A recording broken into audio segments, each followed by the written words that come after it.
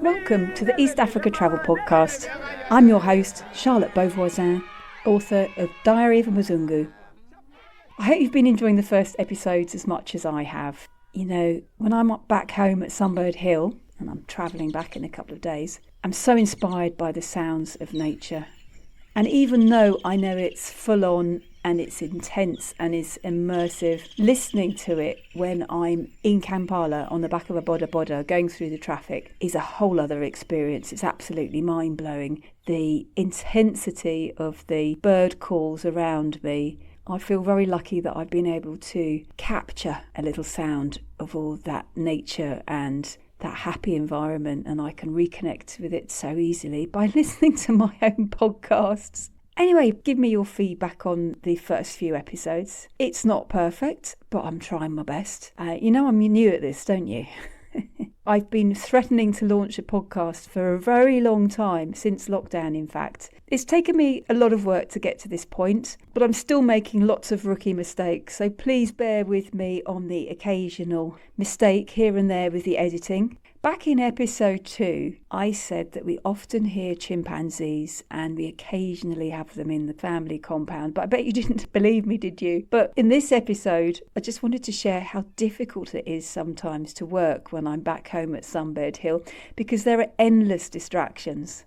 I mean, you never know when a great ape is going to crash into your compound. Anyway, I'd like to share one such moment with you. Keep listening, and I'm going to be giving you a bit of a recap on the first episodes. I'm also going to list a few of the interesting people that I've been talking to recently who are in conversation on the podcast over the next couple of months. I'm also going to tell you a bit about my trip to Kenya. I'm just back from 2 weeks travelling through Nairobi to Mombasa and Diani. I'm in Kampala today recording this intro to the podcast, and in fact, I'm inside the wardrobe. I'm experimenting with my microphone, trying to make sure I give you the best sound quality while blocking out the sound of the occasional boda boda motorbike going past on the road outside. Anyway, without further ado, chimps are super close. I'm sitting looking into the forest, sitting in my house, and they're in community land. They're outside the national park. They might be on Sunbird Hill land, or they might be crop raiding our neighbours.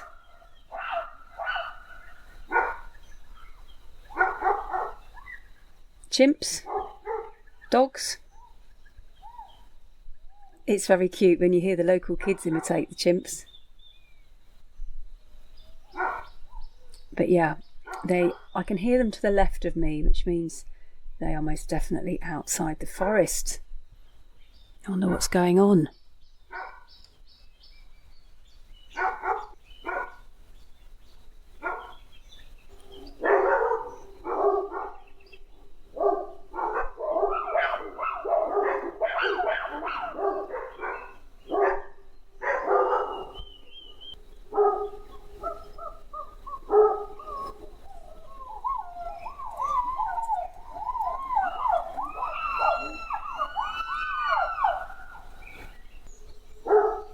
I'm going to investigate.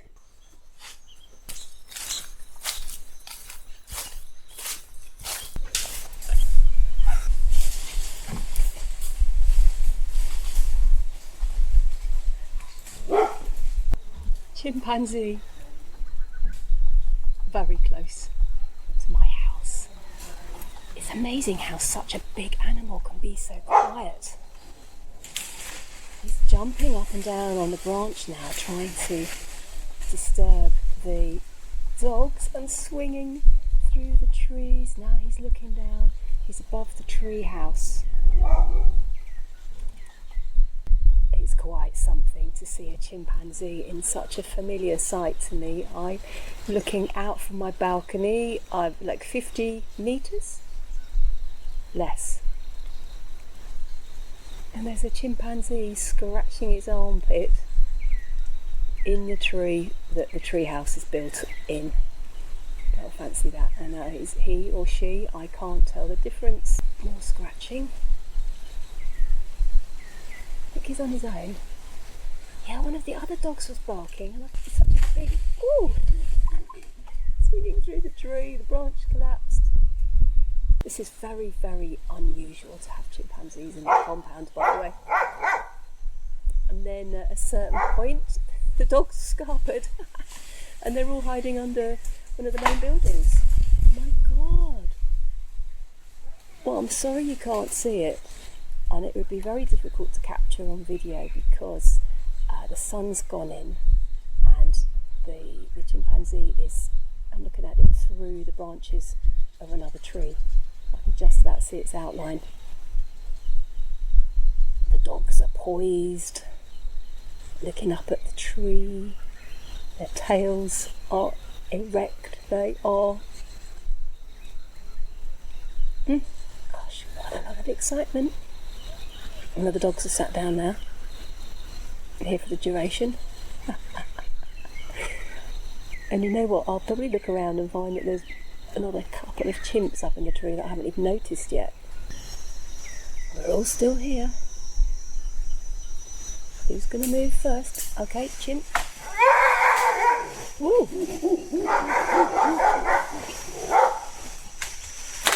Oh my God! Right, well, I don't know if the chimp misjudged that one.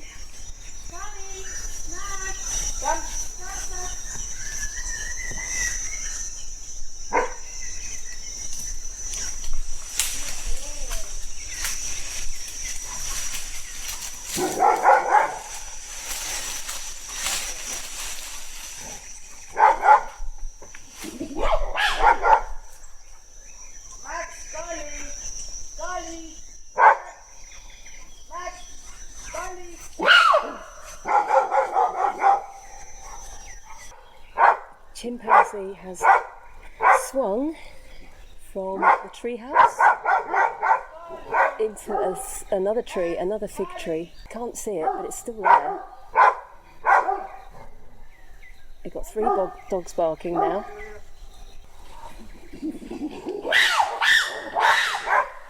Can't see the chimp. It's still there though. There's only one, Les. Only one? Yeah. Yes, yes. The young one? I don't know.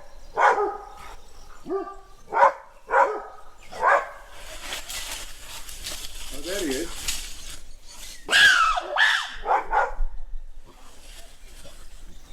Yeah, I can see him from here.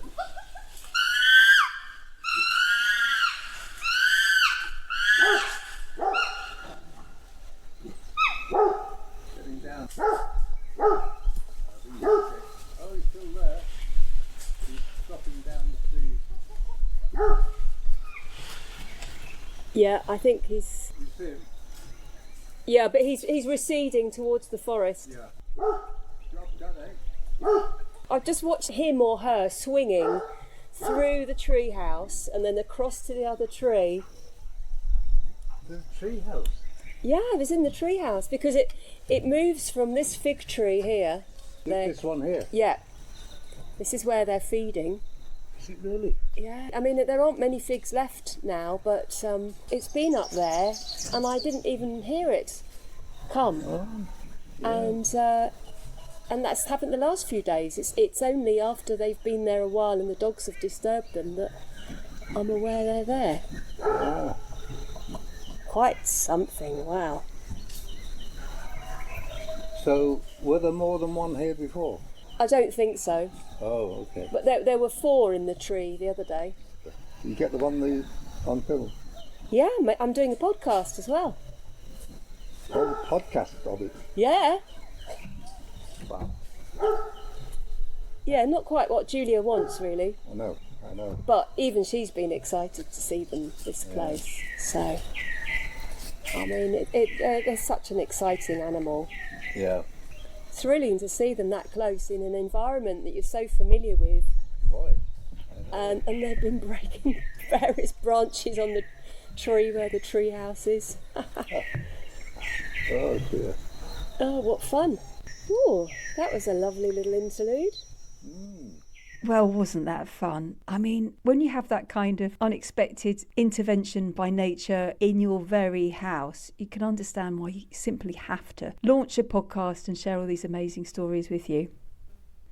If you're interested in chimpanzees, and they do feature regularly in my content because I'm absolutely fascinated by them, then you might enjoy Chimp Empire, which is a Netflix series. I think there are 3 parts to it. I've written a blog post about it. I'll put that in the show notes. It's an absolutely extraordinary docuseries. It took them 2.5 years to film and edit, and if you've ever been in a forest, you know how dark it is and how difficult it is to take good photographs, and to document a family of chimps in the detail that they have, and to create a very beautiful story about their interactions is absolutely incredible, and not the easiest conditions to work in. Interestingly, Netflix refers it to Ngogo Forest. It's actually the Ngogo section of Kibale Forest, and it's a couple of kilometres from where we are. In fact, Brian is one of the researchers there. Hi, Brian.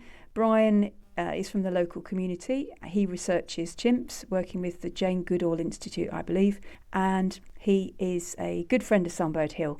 In fact, he's learnt how to identify birds through taking part in the Saturday morning birding with our team here. In case you've missed any of the podcast episodes so far, let me just give you a recap on what you've missed. Some of my favourite episodes are simply walks along the edge of the forest. It's incredible, after 5 years of living on the edge of the forest, I'm still so blown away by everything I see, because there's so much that I've seen many times, but there is always something new. And in fact, my blog and podcast and social media capture just a fraction of what we see and hear on a daily basis. If you want to know what the East Africa Travel Podcast is all about, then you can listen to the trailer or episodes 1 and 2. I'm passionate about conservation and nature and promoting interesting people who are doing great work across East Africa. And we've had some really interesting guests so far. Well, I think they are. Please tell me what you think. We had the Nabagareka, that is the formal title for Queen Sylvia of Buganda Kingdom. It was really wonderful to chat with her after gorilla tracking in Bwindi, Impenetrable Forest, with Dr. Gladys. Seeing the gorillas is just amazing. One of the most exciting things also is just the trekking itself, because you're literally going through the forests. There are no roads, you're just moving through, surrounded by trees, and just trying to make your way nowhere to somewhere. You don't even know where you are. In episode 4, I spoke to Rob Walker, or he spoke to us. He's a commentator, so he has plenty to say about Uganda, and his passion for the country is so contagious. It makes me fall in love with the country and its people all over again. I've probably travelled and worked in 40 to 50 countries around the world. I've been a broadcaster now for nearly 25 years. Other than births and weddings and really significant intimate family moments, it's probably been the most amazing thing I've ever done as one trip. You've only got to get people here once. The country does its own publicity because the people are so friendly. By the way, Rob has just published his first book. It's called Record Breakers at the Summer Olympics. It's written for kids. I'm sure it's going to be a great hit. In episode 6 of the East Africa Travel Podcast, my guest was Dr. Richard Wrangham, a fascinating man and very lovely. Mostly, I think, when I think about chimps, of days when they are incredibly relaxed and very soft-hearted and very comfortable with each other and very comfortable with researchers hanging around. You know, the sort of classic day of the shaft of sunlight coming down into the forest, and there a mother lying on her back with a baby bouncing on her tummy, and she just patting the back of the baby, and then another one totters over and the two of them start interacting and so on. These are the calm, again, human-like, delightful interactions that really characterise them. Episode 7 was the first episode from Tanzania, when we visited the original Maasai Lodge. And in episode 9, I was in conversation with Philip Briggs, best known in Uganda as the author of the Brat Guide, but author to dozens of guides from around the world. We saw lots of baboons which seem very, very relaxed, walking past these big males, and they just look at you and carry on with what they're doing. We saw several groups of red colobus monkey in the trees. We saw several red-tailed monkeys. We heard the Ugandan mangabe, which is the only monkey species endemic to Uganda. It doesn't occur outside Uganda. Philip also features in episode 10, in case you missed that one, when we visited a brand new camp in Chambura Game Reserve. I'd love to know what you think of the honking hippos. I did have a laugh recording them. And in last week's episode, number 11, I talked to Chris Ketola from Fauna Forever, deep in the Amazon. He was travelling around Uganda for 10 weeks, and he has so much to say about the biodiversity here. So I asked the guide, is it okay if I go closer? Because I am very experienced with venomous snakes and I know to be safe. And so I was able to get quite close safely because its head was hidden and it wasn't any risk to me. And I will just say for the listeners, don't do that unless you know snakes. But what happened is after a few minutes, I happened to just look up, and about 2 meters from me were two chimps staring at the same cobra. Oh my God, wow. Who's up next? So we have Ian Redmond OBE, one of my conservation heroes. I was lucky enough to meet Ian a few years ago when he was in Uganda working with the gorilla organisation. I've also met up with him at Kwitizina, the gorilla naming ceremony in Rwanda. And Ian's an expert in great apes and worked for Diani Turtle for 3 years. Ian's a fantastic communicator and I always learn so much from interacting with him, whether in person or on social media. Other guests coming up soon include Dr. Mikhail Ochse from Germany, who is a lepidopterist. He's an expert in moths. He's a regular guest at Sunbird Hill. Another close friend of Sunbird Hill is Pam Kaniwa of Colobus Conservation, based in Diani on the Kenyan Coast. It was lovely to get to know her better up in the bird hide at Sunbird Hill, and we were interrupted at one point by baboons, which was hilarious because it turns out they're her favourite primate species, even though she's best known for studying black and white colobus monkeys. We also talk about things to do in Destination Diani, where I happened to be last week. Diani has incredible beaches. Also coming up on the podcast, we have Rowan Martin and our very own Nick Biaba talking about the African grey parrots and the work of the World Parrot Trust. We'll also be talking to some African friends from other corners of the continent. I'm just back from Kenya, where I had a chance to chat to my great friend Harriet Owala, a travel journalist. I spoke to Harriet at a sustainable tourism conference on Shanzu Beach outside Mombasa.